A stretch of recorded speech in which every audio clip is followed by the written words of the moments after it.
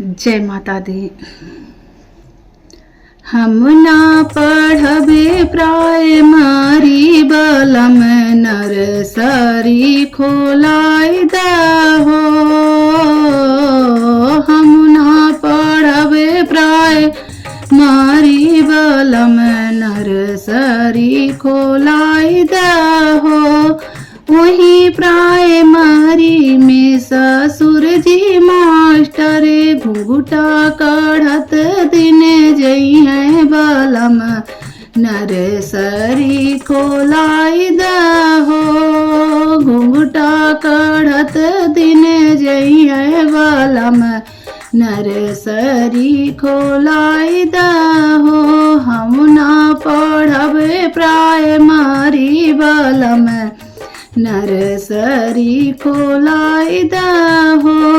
वही प्राइमरी में जेठ जी मास्टर, वही प्राइमरी में जेठ जी मास्टर रहिया बेरावत दिन जई हैं बलम नर्सरी खोलाई दहो।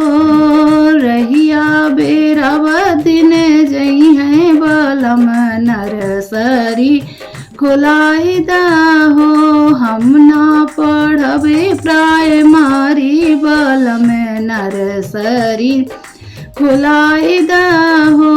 वही प्राइमरी में देवर जी मास्टरी, वही प्राइमरी में देवर जी मास्टर नैना मिलाव दिन जई है बलम नर्सरी खोलाई दहो।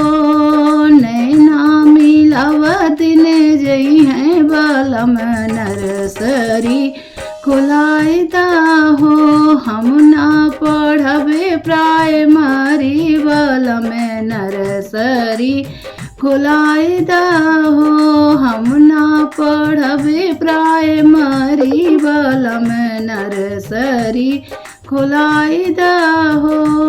जय माता दी।